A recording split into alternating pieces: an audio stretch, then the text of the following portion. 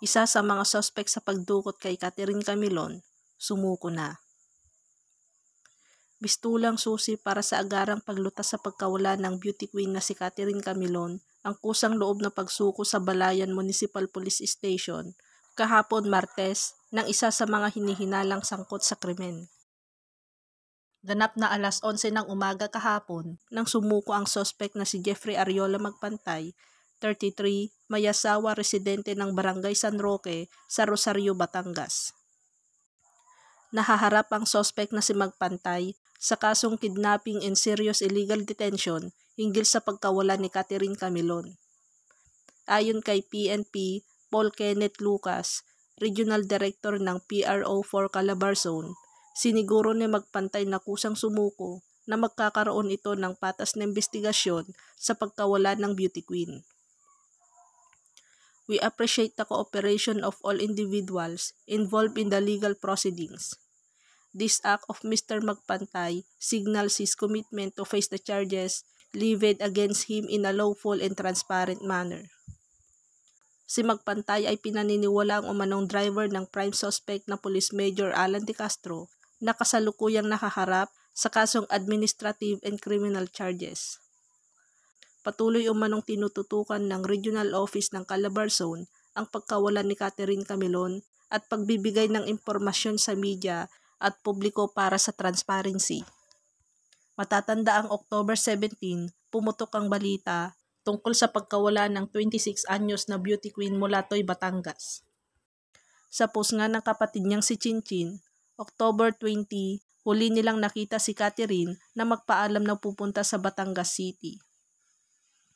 Sabi naman ng inang si Rose, nakapagmensahe pa ang bunsong anak na nasa isang mall sa Lemery, Batangas pasado alas 7 ng gabi.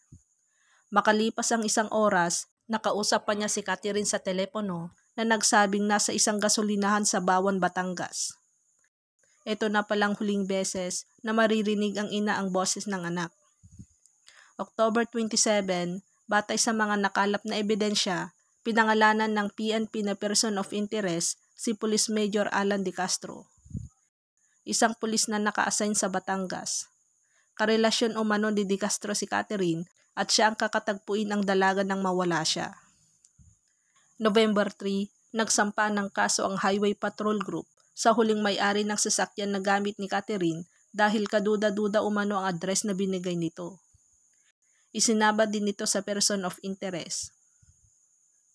November 27 nang lumapit sa CIDG-4A ang dalawang testigo na nakakita umano ng dugo ang babae na isinasakay ng 3 lalaki sa isang pulang SUV mula sa gray SUV ni Camilon. Sa kanilang testimonya, nakilala umano nila ang isang suspect dahil tinutukan sila ng baril nito. Sa Rox Gallery, natukoy ang isang Jeffrey Magpantay na driver umano ng pulis na si De Castro. November 10, na-recover umano ng otoridad ang pulang SUV na konektado sa krimen.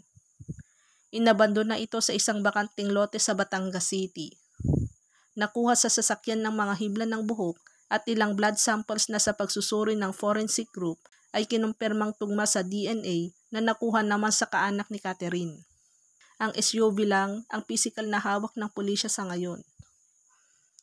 Sabi ng natuntun ng may-ari nito, 2013 pa niya ito ibinenta. November 13, sinampa ng CIDG ang mga kasong kidnapping at illegal detention laban kina De Castro, Magpantay at 2 pang iba pa. Lumabas din sa investigasyon ng CIDG na sinasaktan umano ng karelasyon pulis si De Castro si Catherine. Nang makaharap ni De Castro, si PNP Chief Benjamin Acorda Jr. sa Camp Crame, humingi ng paumanhin ang pulis sa hepe. Hindi tapos ang kasong ito dahil patuloy pang nawawala si Catherine. Sabi ng pulis, lumiliit na ang tsansa na buhay pa siya pero patuloy na umaasa ang kanyang pamilya na muli nilang mahahagkan at mayayakap ang kanilang bunso.